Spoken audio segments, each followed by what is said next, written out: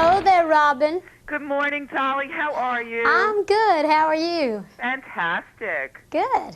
Now tell me, what does your new CD, Backwoods Barbie, personally mean for you? Well, Backwoods Barbie is a perfect title for me, of course, because it talks about a country girl's idea of glamour. And I've always, when I was a little kid, I was always fascinated with hair and makeup. But in this particular album, although that's also one of the songs from the 9 to 5 musical that I've written, the only country song in the score, by the way. But it also, it's just a lot of the songs in the actual CD I wrote myself. So it means a lot of things to me. Did you never get upset that people think of you as a quote-unquote Barbie type? That doesn't bother you? Well, no, Robin, because that's really kind of who I am. I mean, that's like I say, everybody has their own idea or their own opinion of how they look the best or how they feel comfortable looking, and that's kind of the way it is. So I kind of created this look early on, and I'm just comfortable with it. It seems to fit what I feel like inside, more outgoing, and so it just seems to be fine. And I think once people look past the hair and the makeup and the big old boobs, they can see there's some some brains under all that hair and hopefully a heart beneath the other stuff. So for years it worried me that maybe people would never take my music that serious, but I was as serious about my look as I was about my music. Absolutely, and you're so beloved. I mean, after all these years, it's amazing. Well, I've loved what I've been doing all of my life. It's all that I ever wanted to do as a little child. I grew up in a religious family, a musical family. They mostly sang in church and around the area. But I just had one of those personalities that needed a lot of attention and wasn't afraid of life, because I just thought, well, I just want to see what's out there.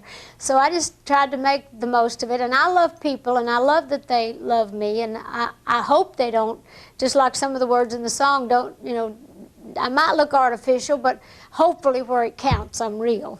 Absolutely, I agree with you there. Why did you want to team up with Cracker Barrel for your collector's edition CD? Tell me about that. Well, it just seemed like the perfect thing to do. Cracker Barrel has been in my life for all the years they've been in and around my area in Tennessee.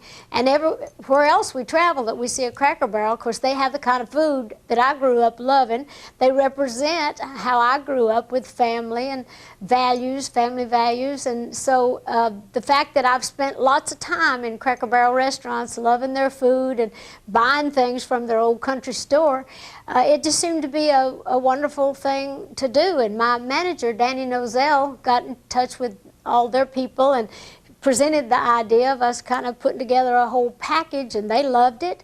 And actually everybody's worked great together, and we thought this would be wonderful. So we wanted to do something special that you could only get at Cracker Barrel, so I added 3 new songs. This is called Backwoods Barbie, the Collector's Edition, and I've got 3 songs that I've written that really are tailor-made for the Cracker Barrel restaurant. There's one about vacation. It's a very uplifting, spiritual, happy-go-lucky song called Hallelujah Holiday, which is fun, and lots of people stop at Cracker Barrel when they're on vacation. Another one's called Berry Pie. It's a sweet, wonderful, fun little love song about kind of like the way to a man's heart's through his stomach, as we've all heard.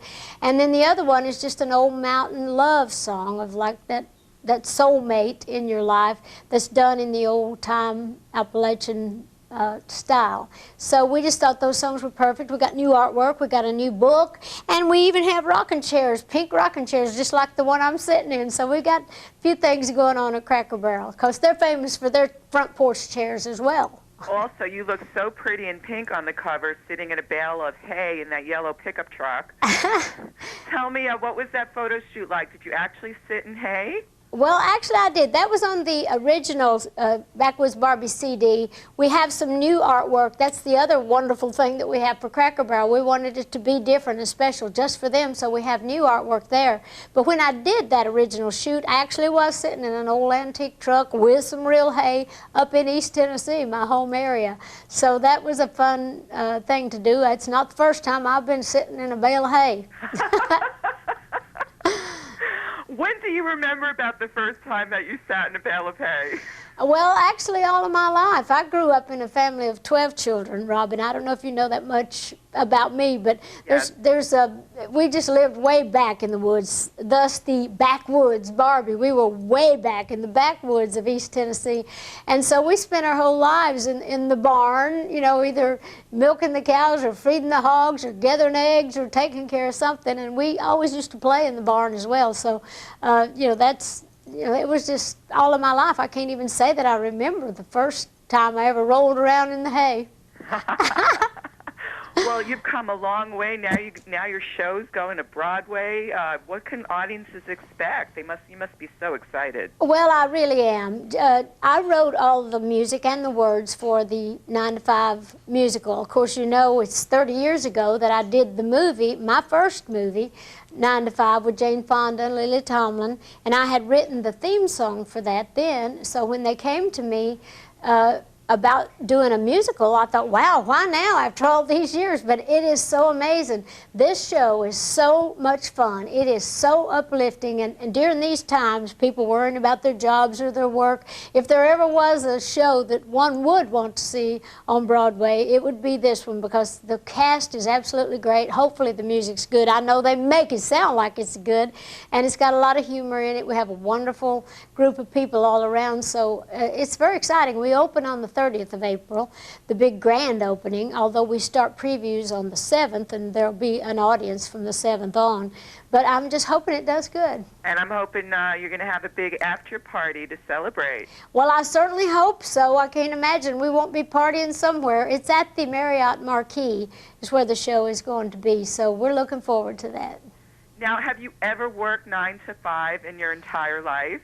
Well, I've been lucky. I got to do what I wanted to do. I moved to Nashville. I milled around Nashville, and I got lucky to get to do some demo work, meaning demonstration records for other songwriters. I would go back and forth to studios, but I actually worked for a little while filling up ketchup and mustard jars at a few little restaurants, mostly so they'd feed me.